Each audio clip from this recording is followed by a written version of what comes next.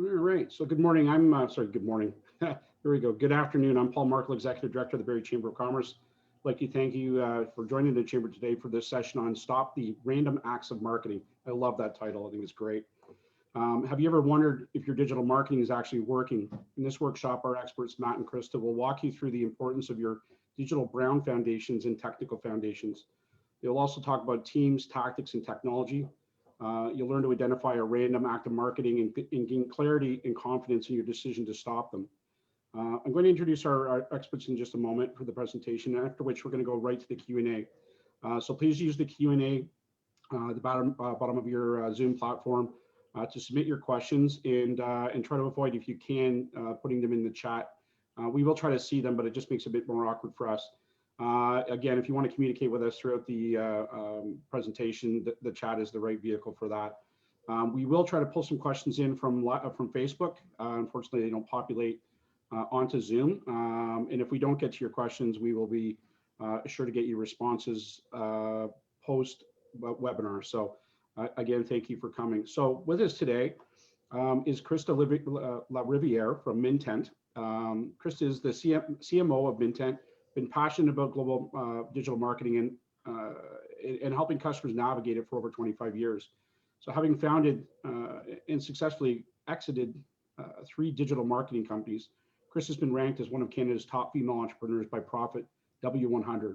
She's also been named Barrie's Entrepreneur of the Year and awarded with the Women in Business Trailblazer Award by the Barrie Chamber of Commerce. So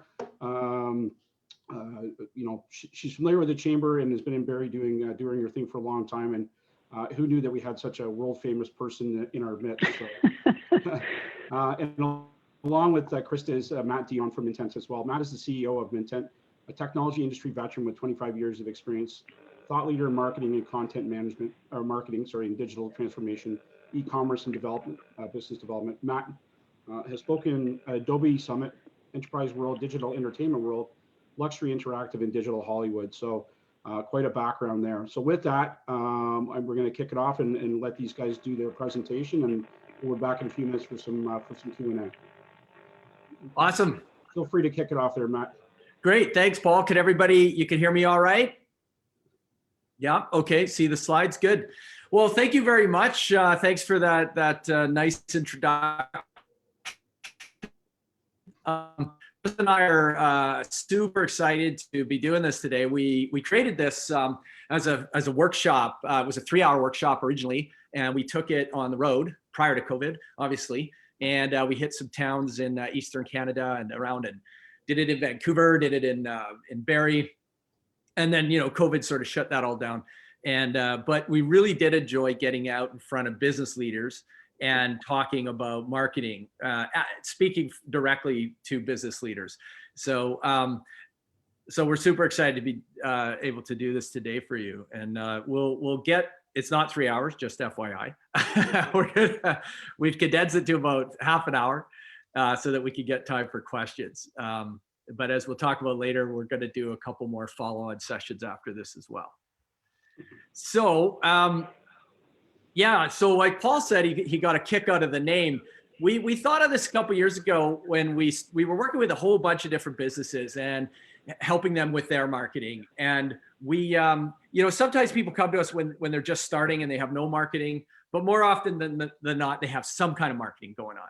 And so we would always say, well, what are you doing now? And what do you, why are you not happy with what you're doing now? What do you want to do better than you're doing now? And what we found was something that we said, we're seeing a lot of random acts of marketing, and that just kind of stuck with us. And what that really means, how we define it is if you're doing something to grow your market share or increase your brand awareness or drive revenue, and it's not really part of the plan, and maybe there isn't even a plan, but it can't easily be measured, it can't be justified, and it doesn't integrate with the rest of your business.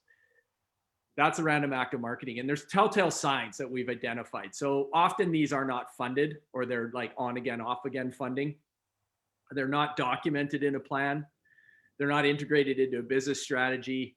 There really isn't a defined way of determining if it's successful or not.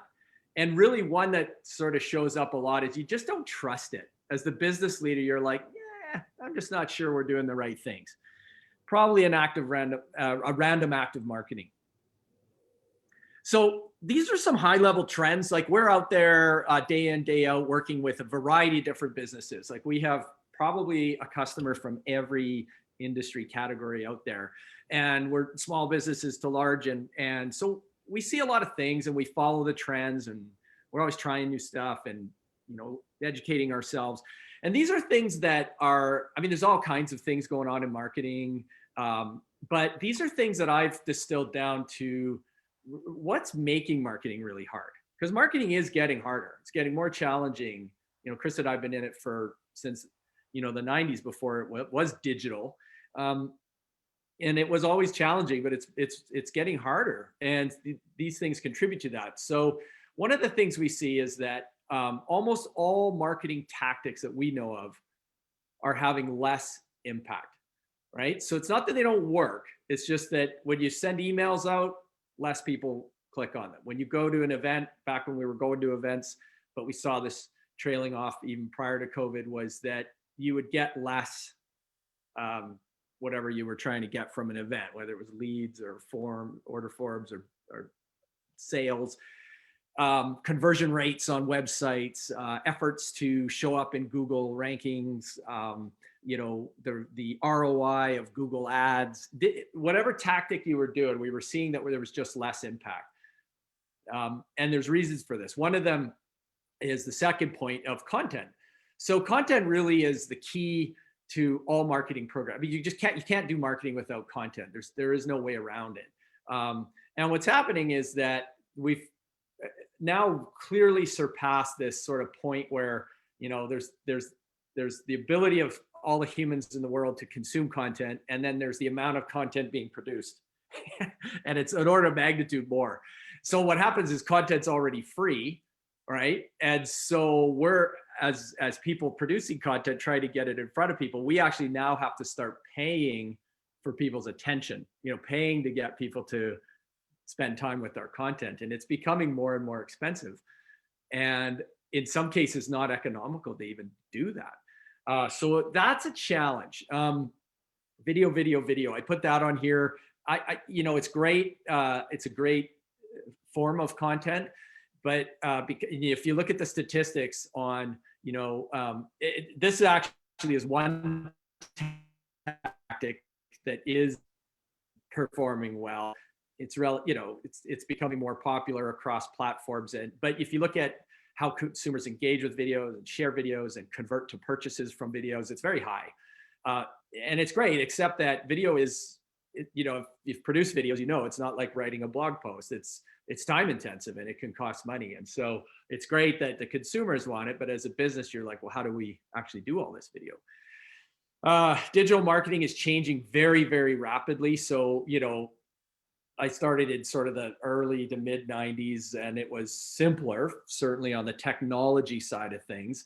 But, you know, you look at just what's happened in the last 5 years, and the next 5 years are going to be even more exponential in terms of the pace of change. And so you're hearing things like AI and big data and blockchain and all this stuff. And, you know, I wouldn't get too worried about not understanding the details of all that stuff, but just know that it is coming and it is making its way into technology, into the way that we do marketing. And so making sure that you're staying on top of that, or working with people or hiring people that are staying on top of that's really important. And it's challenging.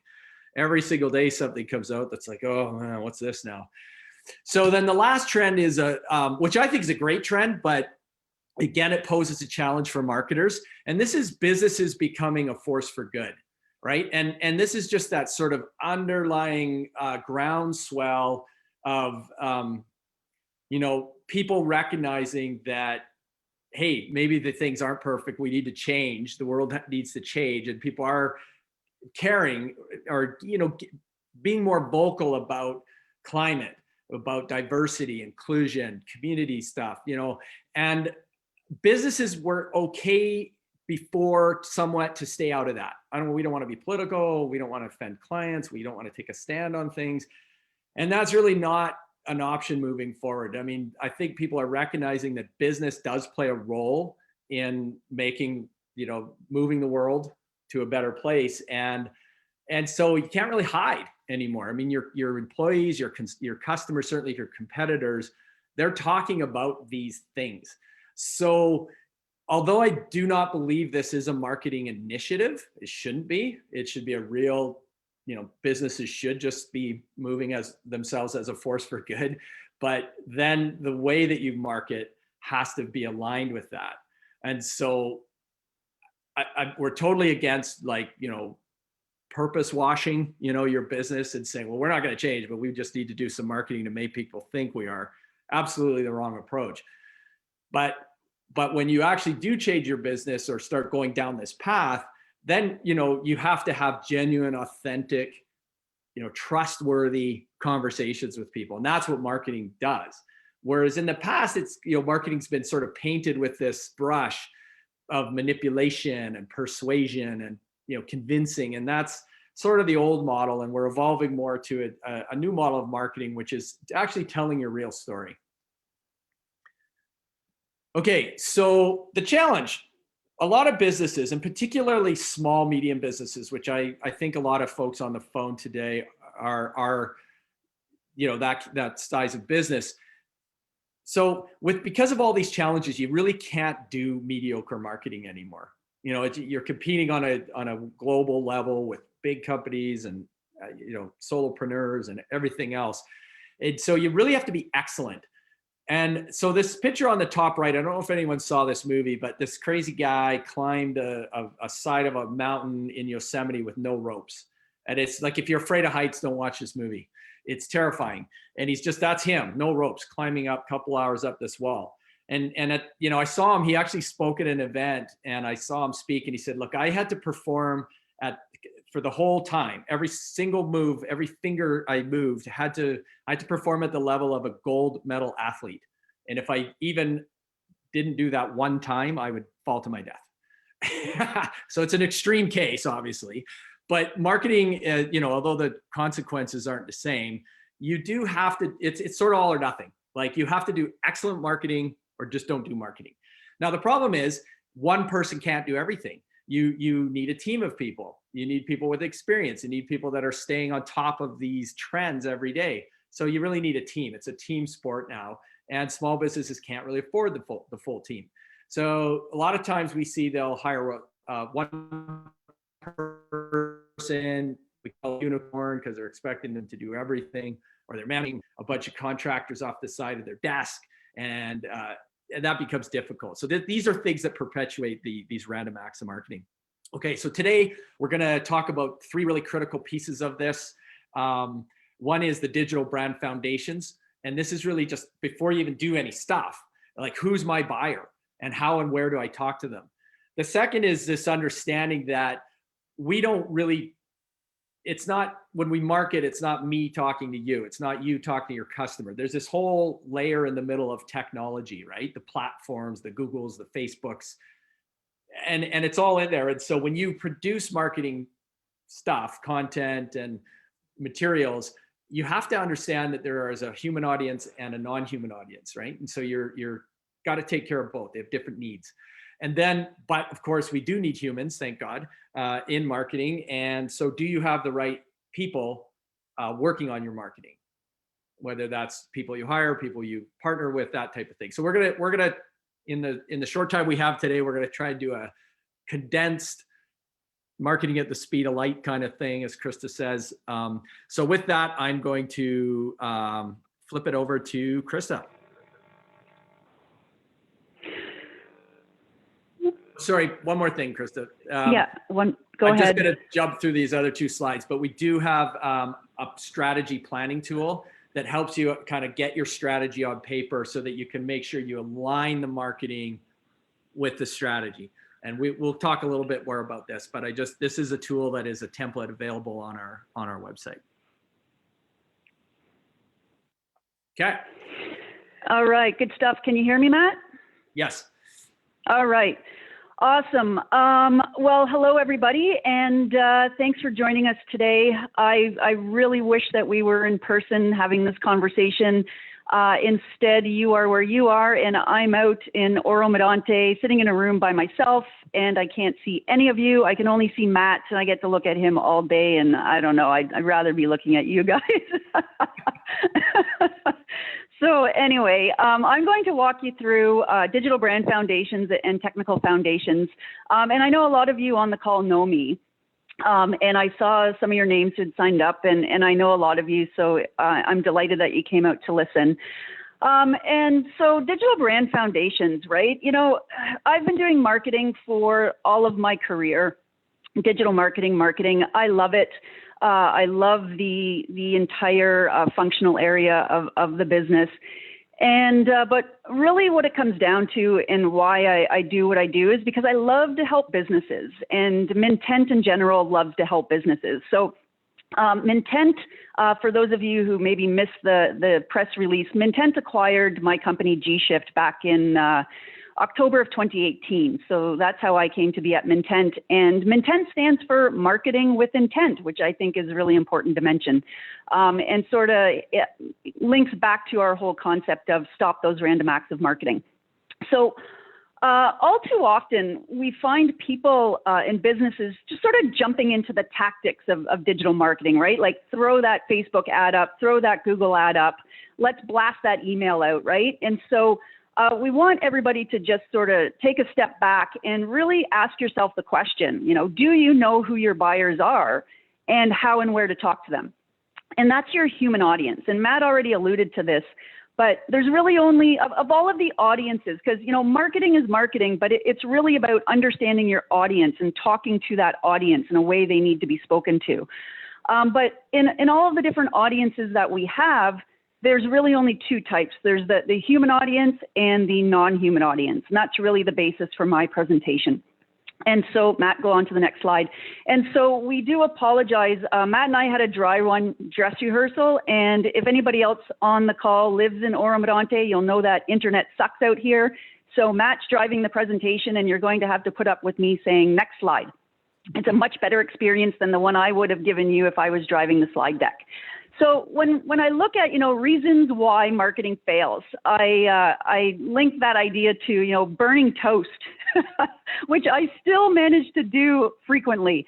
You know, you can't unburn the toast, right? You can't undo crappy marketing, right? Once that marketing is out there and the digital footprint is out there, it's difficult to get that back. So bad marketing is like burnt toast. But really, why does marketing fail? And it comes down to these 5 points, in my opinion: just that lack of strategy, the lack of understanding the customer, trying to talk to your customers in the wrong channels, poor targeting. And if you actually do manage to get these things right, these first 4 things right, oftentimes we make it just plain difficult for our customer to convert, right? Our customer to buy or book a demo or book a consultation. We fail at that final point, right? So yeah, these things, and you're probably sitting there, it's like, yeah, I know we don't do that stuff properly. But the reality is it's really difficult. And we know it's more difficult today than it was 25 years ago when I started in my career. Next slide, Matt. And so Digital Brand Foundations really seeks to answer these questions. And when we talk to our customers about this, they say like, yeah, I don't know the answers to those questions, and I really want to know. So the questions that Digital Brand Foundations answers are: who are you marketing to and why? What problems do they have? Where do your customers hang out online? How do you intercept their customer journey? What content do they need to advance through their funnel?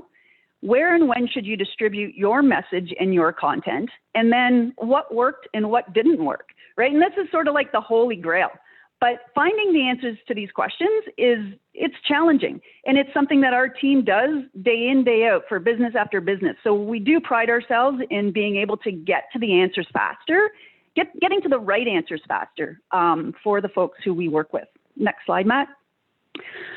So if you can't answer those questions, then you should just stop. We give you permission to just stop doing any digital marketing you're doing because you're just wasting time and money. It's actually better to do nothing than actually conduct random acts of marketing, okay? So we're giving you full permission to stop. Next.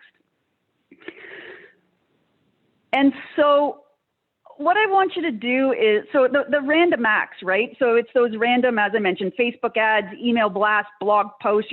You're doing stuff. You're doing, and it's like you think you're on top of things, but none of it's really working. So I want you to stop thinking about those tactics. Those are the ads and the email blasts and the blogs, and start thinking more about goals. Like, what is it that you're trying to achieve? Stop thinking about just content and start thinking about optimized content. Stop thinking about publishing your content and more distributing it where your audience is. Stop thinking about likes and shares and more about engagement. Who is actually engaging with my content? And stop thinking about ad spend. It's like, maybe if we just increase the ad spend. No, what if we stop to understand the customer journey, right? So again, just stop if you think you're out of line on any of these things. Next, Matt. And Matt, you can still hear me okay? My audio is good? Awesome. All right. So at the end of the day, I want you all to have clarity, focus, and confidence in the investment that you're making in marketing that's attached to your strategy that's driving your business forward, so that you can answer the questions and you know what to do, who to do it for, and why you're actually doing it. Okay, next. And so I'm going to walk through, and I just need to do a time check so I can budget my time. Oh boy, yeah, this is marketing at the speed of light. So I'm going to walk you through digital brand foundations, and this is foundational to your marketing, and it consists of 4 elements: the buyer persona, keyword research, key messaging, and customer journey mapping. And I have a case study of a local business for you that we've done this for. We do this all the time, and again, it helps bring, like, customers see this work and they're just like, oh my God, how were we ever doing what we were doing before and thinking that it was at all right. Next slide, Matt. And so persona development, right? Buyer personas. And this is fundamental to marketing, and it's oftentimes missed, right? Again, that's sort of like, let's just put up a Facebook ad. And so personas are, and some of you may know this, so just be patient with me, but a persona is a fictional character who fits into one of your target audiences. And the persona would have the typical characteristics you believe your most common customer has. So it's about bringing this persona to life so that you know who you're marketing to, right? And so personas cover things like demographics, so age and gender, income, job title, approximate salary, financial position. This is really key, and this is sort of like the art of marketing: their beliefs, their values, their fears, their challenges, and then their spending habits and their online habits, right? So when you start to talk about the digital persona. Next, Matt. All right, and so why are personas important, right? And Matt mentioned this, that content is really central to everything that you do marketing, right? You cannot do marketing without content. You definitely can't do digital marketing without content. So we then use the persona. We bring that person to life, that fictitious character who represents your customer, and we use that persona to create content that identifies and speaks to pain points or issues central to them, right? So your content should explain to your persona why your customer solves their problem and meets a need, right? What value you're providing to them, and then using the correct medium or channels to best reach the persona, right? Again, where are they hanging out online? So if your Google ad, for example, doesn't take any of this into consideration, odds are it's not the best ad it could be. If the customer journey from the ad to your website hasn't been considered, odds are it's not the best customer journey approach for your customer. Next slide, Matt. And so the case study that we have is about Flags Unlimited, a longtime Barrie business, has been in the community for decades. And they came to us and had some questions like, we're doing a bunch of stuff, but we don't really know what's working. I think we might need your help. Next slide, Matt. So I'm going to walk you through their persona development and customer journey mapping, and we're going to go through it very quickly. There's a lot of content, but I want to give you insight into what is actually required in order to like fully understand and fully bring your persona to life so that you can get your digital marketing as best as it can be.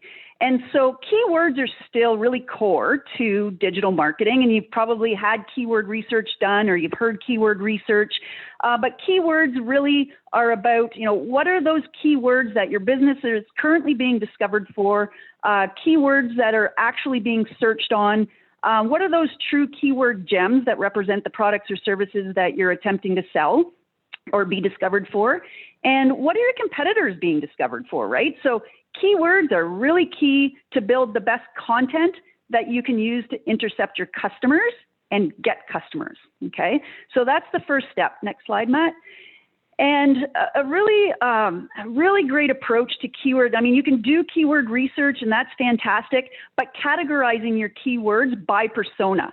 So with Flags Unlimited, we had actually identified 3 personas. So 3 main target audiences that they're attempting to intercept to sell their stuff to, right? And so the interesting thing about Flags Unlimited is that they have both a B2B and a B2C audience. So it's a little bit more complex for their marketing. And so the first 2, the 2 on the left, are the B2C market, and the one on the right, the BIA executive director, is the B2B persona audience target.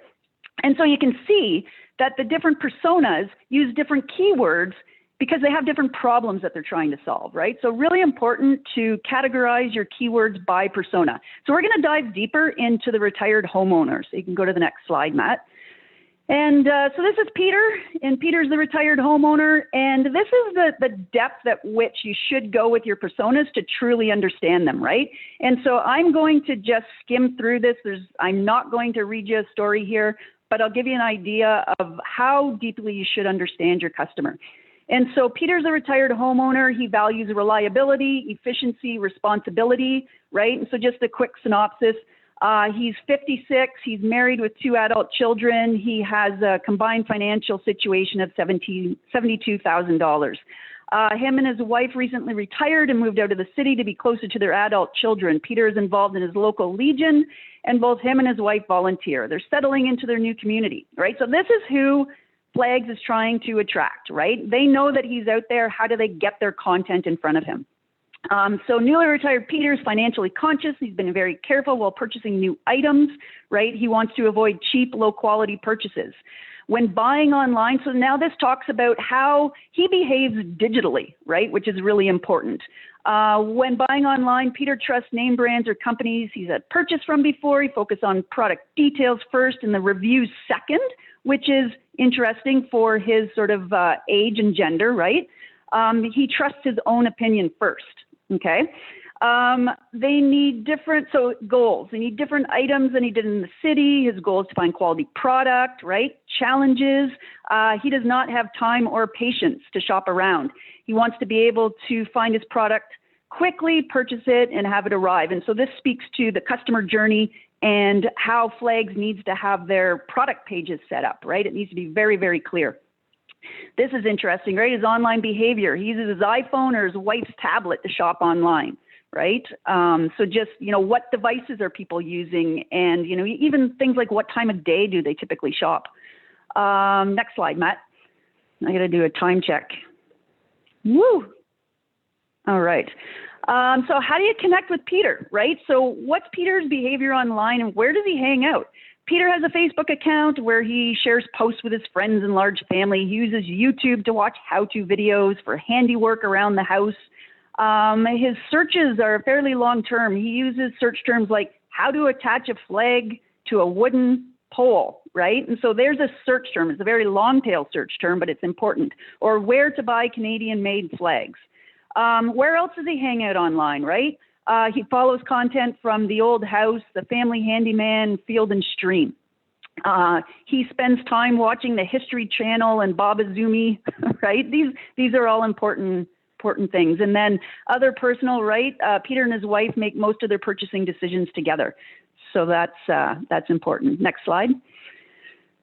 And then key messaging, right, which is part of digital brand foundations, right? Taking those keywords and understanding Peter's behavior and this main key messaging, which is reliable products, painless purchasing.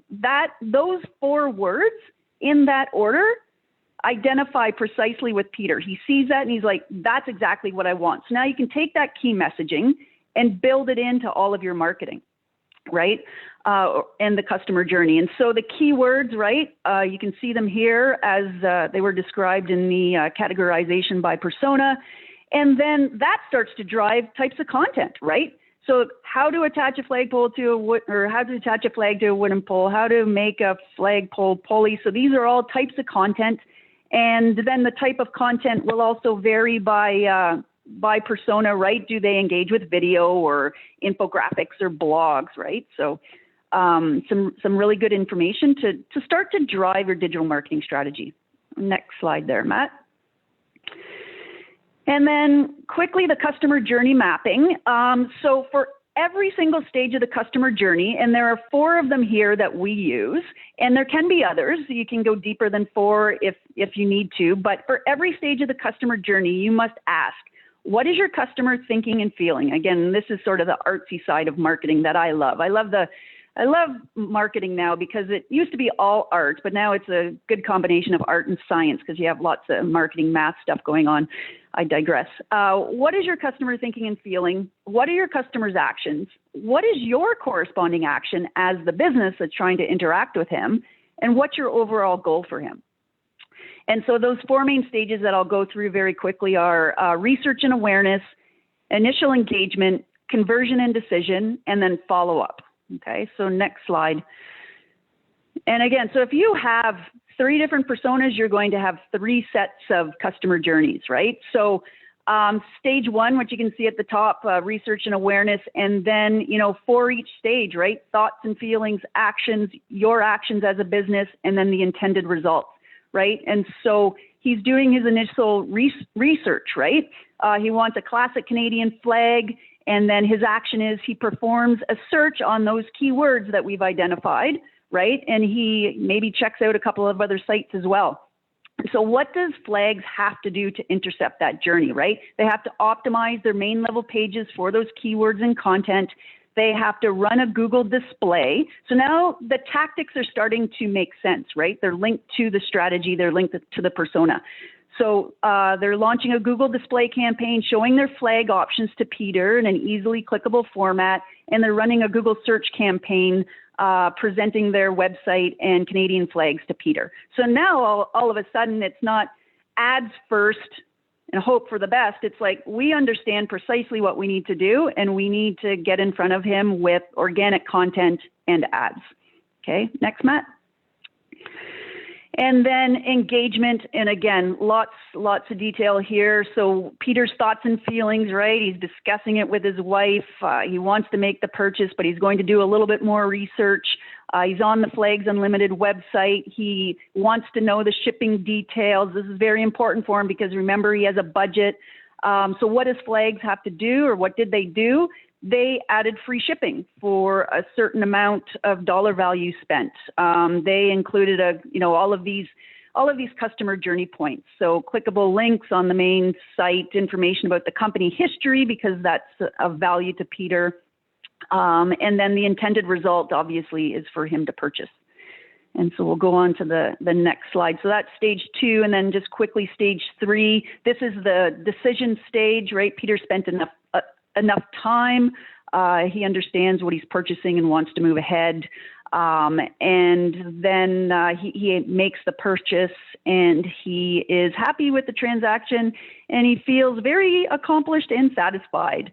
And then just one final stage, and this stage is oftentimes overlooked, and it's the follow-up stage.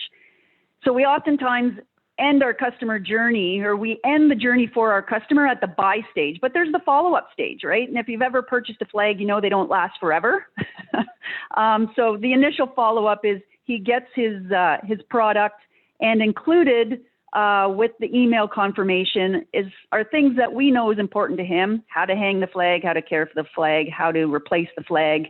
And because we know when that flag is potentially going to wear out, we can re-engage with Peter a couple of months before we know he's going to need a new flag, and re-engage with him that way for the replacement flag. So that is very quickly a customer journey concept that I really truly believe in. And whenever we do this, it just brings, again, that clarity and confidence that we now know how to talk to the customer. Next slide, Matt. And so just to recap, Digital Brand Foundation seeks to answer these questions, and those elements that I just chatted through bring that clarity and confidence to the Digital Brand Foundations. And so next slide. But that's just sort of the beginning, right? And it's like, okay, we did that and now we can do our marketing. And the answer is actually no. Now you understand the human audience, and you're good to go there. But there's a more important audience, and it's the non-human audience, right? And so the Technical Discoverability Foundations seeks to answer the question, is your web presence technical foundation spick and span for that non-human audience? Next slide. And the non-human audience is what we call the search engine robots or search engine spiders. And I like to then think about, human beings who made Google, then made the spiders that became the more important audience. And it's sort of like, it's really not fair. And then because today is like, May the 4th be with you, I thought there's got to be like a Star Wars character that was part human and part spider. And there indeed was. And I didn't know that till today. And I hope nobody's going to call me on this because I didn't like triple check the source, but there are these things called harshes that were like part humanoid spider-like creatures that had 6 arms, spider-like arms, and 6 eyeballs. And so I just thought I would throw that in there. But, and this is where I could see the audience and they're either laughing or not laughing, or they're calling me out that this is not true. Next slide. So that technical foundation, right? That's what Google really cares about. And okay, Paul Markle is saying, ha, ha, ha. Thank you.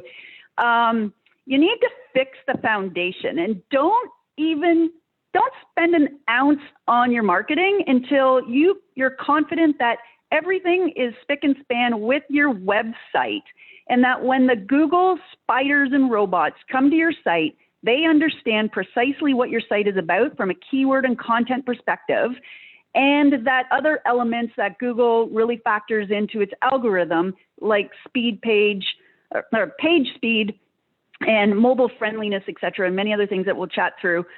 Those things need to be right, or again, you're just wasting money and everything that you're doing is just a random act. And so you still can't press the go button. 99% of the time when we get our hands on a website, it's like, it's just messed up. Now that's the bad news. The good news is it's always fixable. It just needs to be fixed, but you need to know what you're looking for, right? And again, most customer journeys start with that keyword search at the Google search box. That is something that hasn't yet changed in digital marketing. Next slide. And so what is the technical foundation, right? It's what's under the hood of the website. It's all of the code that's going on that Google needs to get through and find the content, understand the content, index the content in its databases, and rank it appropriately for the keywords that it believes you should be ranked for, right? And that has to actually match what your searchers, your prospects are searching on, right? Google also has to be provided with a very solid indication based on everything that's under the hood that the user coming to your website, the user experience that they will experience will be positive. And that's becoming more and more important. There's a Google algorithm update coming up that is focused solely on that, right? So you could have the most optimized content, but if your site's loading slowly or just a horrible customer journey, it's going to impact negatively your organic search rankings and your just overall discoverability within the Google indexing. Next slide, Matt. I'll do a time check. Oh boy. And so how search engines work, right? The robots and spiders are just crawling all the time, coming into your site, trying to figure out what's going on so that it can give its customers, because Google actually has customers, they're called the searchers. Google has to provide an exceptional experience to the people searching at the search box. And that means your website has to be an exceptional experience, because if the user gets to your website and it sucks, this user might not use the Google search box anymore, right? And Google needs those eyeballs for its advertising. That's another side of the story. Next slide. And so you can actually tell Google through your search, through your sitemap, what content to rank and crawl. Like, help Google out here. Give it the content in the right order. Tell it the frequency that you want it to crawl the content at, right? So there's stuff that you can do to help Google out. Next slide. And, you know, they're pretty important and they're changing all the time. You guys don't need to stay up and up on this. My team does. You know, there's like 500 to 600 Google algorithm changes every year. nothing major. And so there's just some from sort of 2019 to the next big one, and it's still pending. It can happen any day now, the page experience update, which is, again, that Google wants to be sure that your site is performing optimally and providing a great user experience for the audience. Next slide. Mobile first. So oftentimes when we take a look at a site, and I'll say this time and time again, it doesn't matter. Nothing else really matters other than the mobile friendliness of the site. And so you can actually go to, there's a URL there, search.google.com/test/mobile-friendly. Put your URL in and find out what Google thinks about the mobile friendliness of your site. There's a mobile first index that is the most important index of all the indexes Google has. So you definitely need to make sure your site is mobile friendly. And if you're not mobile friendly, this will also have a negative impact on how you appear for desktop searchers. So definitely as a to-do, if you didn't get anything else out of today, this, and go and test your site and feel confident that it's either mobile friendly or say, oh shit, we better fix that. It could negatively impact our business. Next slide, Matt. And page load speed, right, is also really important. You know, 47% of consumers expect to see a web page to load in 2 seconds or less, right? And oftentimes there's some key things that are just wrong. There's too many images, there's too many elements. The web page assets together equate to too big of a file size. Just simple things like, you know, JPEGs versus PNGs. And then your bounce rate is still a negative factor for your overall organic rankings. That's something that Google can look at right in Google Analytics. And if people are bouncing off your site, that means they visit one page and they leave right away. They only visit one page. That increases your bounce rate. And yeah, it's something that you need to pay attention to. Next slide. And just quickly, highly recommend auditing. And these are questions that you can ask your agency, your internal folks. It's like, we need to benchmark, because if you don't benchmark, you can't move forward on anything, right? So these are just elements that you can benchmark: existing traffic to your site, number of pages that you have indexed in Google, keywords and what you're ranking for, content that's ranking or not ranking, your backlinking metrics, etc. So yeah, just some good information there. We will be making this deck available afterwards if you wanted any of this. Next slide. I'm just trying to be aware of time in Q&A. And, you know, there's so many factors to look at. And if you get these things right, and again, so many sites aren't in great shape, but again, everything is fixable. And can very positively impact your business very quickly once you benchmark, audit, and figure out the digital health of the website through an SEO audit. So these are just some SEO report cards that we oftentimes use. Next slide, Matt. And then, you know, at a minimum, and these are elements that you can write down and really just check on. Every page on your site should have, at a minimum, a unique page title, a unique meta description, unique H1s and only one H1. Really important. Your site needs to be mobile friendly. You need an SSL certificate. That's been in play for years now, and there are still sites out there we see that don't have an SSL certificate, that secure sockets layer, and that's all about encrypting data from the browser to the web server. Internal links, right, is really, really important. And this is super important. Okay, so second thing, if you only get 2 things out of today, make sure your address and your phone number on your website matches that of what's in Google My Business. Please. It's simple and it's easy to do. Next slide. I still feel like I'm only presenting to Matt. It's very weird. And he's heard all this before. And, an annual audit is really great too. So if you've been through that SEO audit and, whoa, we did that, 24 months ago, you really ought to do it again, because the websites, people have their hands in websites and pages get added and stuff gets broken and you think everything is okay and it's really not. So it's worth investing again in the time to check out what's going on with the website and that technical foundation. Next slide. And then it's go time. And I'm going to, so when you get your digital brand foundations done, you fix the technical infrastructure of your website. Now it's time to invest in marketing. All right. And so with that, Matt's going to talk very quickly about teams, and then we're going to move to Q&A. And so I just noticed here, Matt, it's 1:46 local time. I'm going to talk about this in 1 minute. Okay.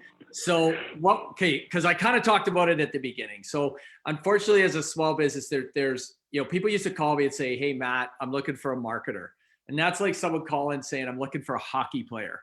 Well, what position you want them to play? Are they a goalie? So I guess just keep in mind that one person can't know anything. It is a team approach. Now, so this means, it doesn't mean you shouldn't hire people internally. You should, but just don't expect them to do everything. Allow them to have additional budget to work with some partners, some contractors. If you're going to just go straight to the contractor route, keep in mind that there are agencies, and we created Mintent Digital Agency to solve this problem. So we've assembled a team of experts that can be compiled together as an offering. If you go to a firm that just does PPC, then they're going to try and solve a lot of your problems with paid ads. If, say with a company that maybe just does, websites, are they really considering the social channels and everything else? So just, understand that it's a team sport. You need a variety of resources. If you do have an internal person, give them some understanding that they can't do everything and they're going to need some additional help. So that's all I'm going to say about that. Krista, you want to talk about this last slide and then we'll move it over to questions?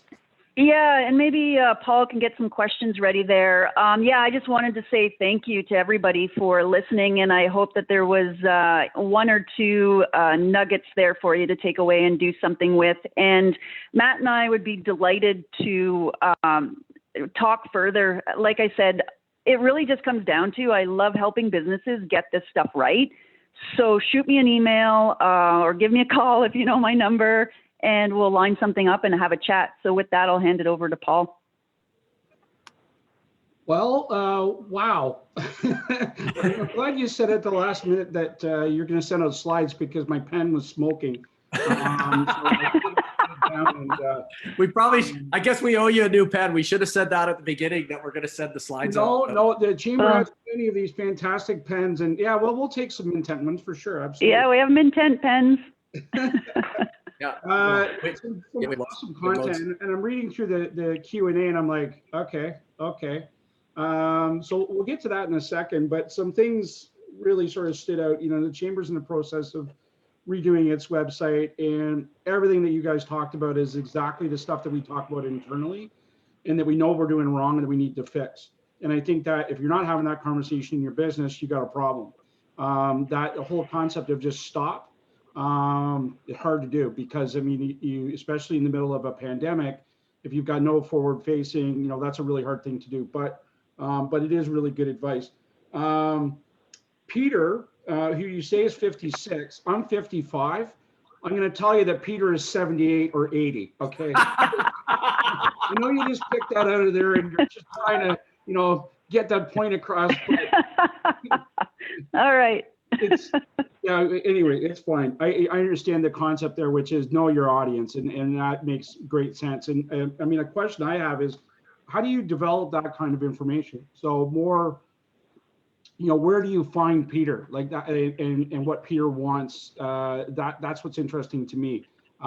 We think we know what, and I'll speak on a chamber perspective, what our client looks like, but the more I get into it, I really don't. So it's almost a question of where do you want to be and where do you want to go. So I think your strategic plan has to be a real core piece of what your intent is down the line. So developing, how do you do that, and what's the timeline for developing that kind of stuff out? So I'll answer the question with a couple of pieces of information. So before we dive into persona work with the customer, we really sit down with them and learn about the business, right? The past, the present, the future. What are their business goals and objectives? What clients do they have right now that are in their wheelhouse versus not in their wheelhouse? There's a lot of dialogue that happens prior to our experts doing the persona work. And so how do we do it? And it was in one of the slides and I skipped over it. It's a combination of a couple of different sort of approaches, right? And it goes back to that sort of art and science of marketing, but there's also a bunch of experience in there too. So we do a lot of research. So it's a research about the customers and, you know, what is already working and what is not working, and then their behavior. So we get to know that. Also then, like what social platforms are targeting those folks. So, and then there's just a lot of experience as well. Like we have one individual and this is all she does. She's a persona expert, right? So it isn't something that you can do, as Matt always says, off the side of your desk. And it oftentimes, it really helps the businesses to have a new set of eyeballs on the entire situation, right? Because when you're in your business, you think you know your customer, but you don't really, maybe you can't put a finger on exactly why they are your customer and what problems they're trying to solve. Right. You know, and that's, yeah, I think that's so important in anything you do, that, you know, it's really planning. When I go back through the, you know, the Q&A that's in here, the questions that are, and you guys can see it, I don't think the audience can see it at this point. Pretty much all the questions in there you've already answered, and the answer to all of those is you got to start with the end in mind, and you got to do the planning. So, like, you know, one of the questions in here is about, is it more important to have beautiful, eye-catching social media page, or more important to have content? Well, I don't think you know until you know what your intended audience is, right? So you have to do that work ahead of time, and I think that's the missing component, you know, in most businesses, especially as they try to do things on a budget. So one of the questions in here is, when I'm hiring a marketing person, what should I be looking for? If I can't really afford more than one, would a graphic designer or social media specialist skill set be better? So I don't know if you can actually determine it to one person or the next, but what does somebody do on a lower budget? What kind of skilling or training can they put in place to get got a more solid solution? And I understand the question, and the answer is, I don't know, because I would then want to know. And maybe we can get these questions and I can answer them, and Paul, you can send them through to the people, because I would want to know, okay, well, again, what is it that you're trying to accomplish? What other skill sets do you have in-house? Maybe that those folks aren't in marketing, but maybe they can do graphics, you know, like, so how do we make the best use of the resources that you have access to based on what it is you're trying to achieve? So it is a difficult question to answer, and I wouldn't want to say to you, oh yeah, graphic designer, because that I wouldn't be doing you justice. I need to know more, and I'm happy to learn more and give you a better answer. No, that's exactly the answer I expected, to be honest with you. Yeah, you know what? I would just I can add a bit to that. So when internally, because we have the same problem that not everybody can know everything, right? So if you hire Mintent, you don't get a unicorn. You get somebody that knows a certain part of it, and then they work with the rest of the team to bring the other pieces to the table. So what we make sure is that everybody on our team has a set of superpowers, and they might be a great writer. They might really know Google Ads. They might really know graphic design. They just have to have some of it. But then they also have to be very good at listening to the client's needs, and putting together a solution that involves themselves as well as collaboration with other people. So it's almost like whatever skills they have in marketing, it doesn't matter as much as that they have that other piece which allows them to listen to the client and collaborate with other people. So whatever that is. So if your hub person is just one, and you know that they're going to be working with other people, then if they're a designer or they're a social person, then get them to do what they're good at, but just make sure that they're good at working with others and finding other people, and, you know, working with contractors, or, you know what I mean? Like that part that's going to enable that. And almost any person you hire, I think, and it's a small business, is going to have some elements of sort of being a hub. Yeah, without a doubt. I mean, it's always a collaborative approach. Anytime you go into sort of marketing business, and it evolves, everything changes. Anybody that put a marketing plan in place prior to COVID, if they didn't make a change to it, they're dead in the water. I mean, you had to make a pivot. Totally. You have to have a nimble enough team that you're working with that they can recognize what's coming and have a bit of foresight to sort of make some changes. I'm blessed with a great staff that has a marketing mind, and really we are a marketing company in ourselves for the most part, led by a complete marketing idiot. So, I take their advice, and we do what we can to make good inroads. But I think creativity obviously has a part to play in that. And if you're not creative, and you know that you're not, surround yourself with creative people so they can take that function over, because I think that's what differentiates you in a lot of cases. I'd also say if your first marketer isn't a really solid writer, you're going to struggle. Writing is the foundation of everything, whether you're writing ads or you're writing copy or writing blah, blah. So if you have a weak writer, you're going to struggle. So I would almost say. It's a very good point. Yeah. And I mean, because they can deliver the message that you're trying to get across more clearly than you can. So I would tend to agree with you as well, that is an important piece. So a couple of questions here. One, so with so many marketing approaches out there, how does a business owner determine the right strategy best fit, and how to determine the size of their budget? So we do stuff at the Rotary Club all the time, and I will just boost it. And sorry, that's not me talking. That's sort of the strategy that they take. And and it's usually because they're trying to market something in a really short period of time and get a really quick result. And it's wasted money, in my opinion. So, it doesn't often work. Yeah. I skipped over this slide, actually. That's a very common question. People say, how much should I spend on marketing? And what do I do essentially? And we always say, okay, it's easy to say align with strategy, right? Value, vision, goals, blah, blah, blah.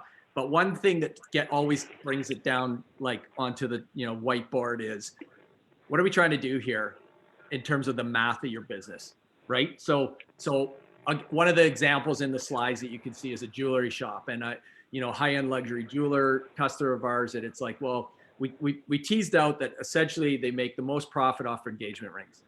They set goals about how many more engagement rings they were selling, how many they wanted to be selling, what was their margin, sort of lifetime value of a client once they got them, what did that represent in terms of revenue, and then how much could they spend acquiring a new customer through sales and marketing. Right. Strip out the sales stuff, now you got your marketing budget. That's just the basic math, right? If it doesn't work at that level, it won't work at all. If it works at that level, now you can say, now we have this much to play with. So then all of should we do Facebook ads or Google ads or email or content? That comes down to the persona, the conversations you have to have, where you need to have them. And then that sort of dictates the money, the bucket of money you're able to spend, where you spend, if that makes sense. Yeah, no, absolutely. I mean, you determine that you're more content driven and you want to be a trusted advisor, in which case, going out and spending money on Google ads isn't necessarily the right way. Spending money on a good writer and blogs will drive more content back, which is kind of positioning where you want to be. So it really is determined by, you're right, the persona, how you want. Well, it depends on your industry too. Like if you're bringing out something that's kind of unique, you might be able to cost effectively do ads. Whereas if you come to me and say, I'm a small business consultant, I want to be on the top ranking page of Google, we're gonna be like, no, impossible. There's just so much competition for that, so many business. So it really depends on your your industry and your position within the industry and your resources that you have available. So we've touched on this already, but we actually have a unicorn in the audience. I'm gonna ask her question just because she put it out there. Can we get her contact info so we can hire her? Yeah, absolutely. We got it. So as the current company unicorn with a background in graphic design and events, what marketing team members would you suggest looking to hire? So we answered one, which would be a writer, obviously, but I don't know. Sorry, she said background is graphics and events. Yeah. Well. Depends what you're marketing, right? I mean, without knowing anything else about the business and the competitive landscape and the total addressable market, I would say that the company probably needs content. So it goes back to the writer, right? Once you have that content, building awareness, generating leads, converting customers, that comes down to, potentially lead gen. For example, now I feel like I don't know enough about the business, but yeah, definitely writing goes back to writing, as we already chatted about. I don't know if Matt has anything to add to that. Well, I would say, let's definitely take us up on our offer for the 1 hour consulting, because we could definitely, I think, get to the bottom of that in an hour.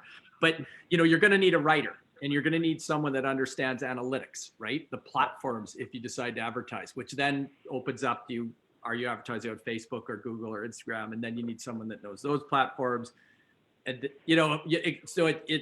it's a thread. It'll just keep coming out. So it's not like, it's like, what's going to kill you next? Like the Martian, right? When he was stuck on Mars, it's like, what do we need next? That's kind of what you hire next.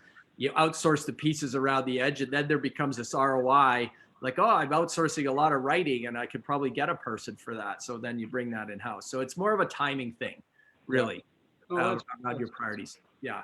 So that particular question was from Katrina, and actually you guys helped them out at Oxygen. So Oxygenate. So, Yay! On the flip side, I think she's really appreciative of the free hour. That's awesome. She's a plant. And she is absolutely a unicorn.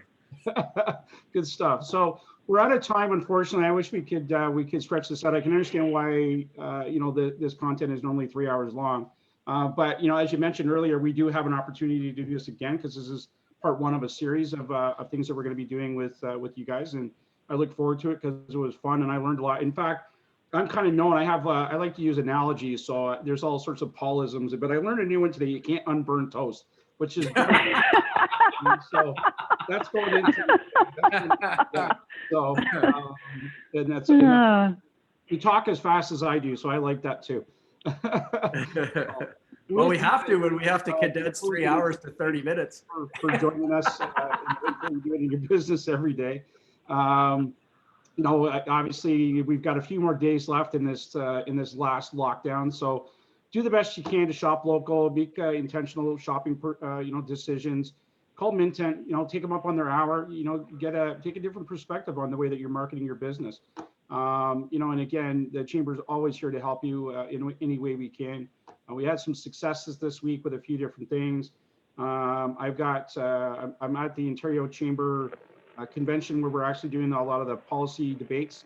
So there's a lot of things on the table that are going to help us now and help us in the next years, that are important debates that are happening. So I'm looking to bring some good news back from that. But in the next couple of weeks, we have Chamber Chat networking tomorrow at noon.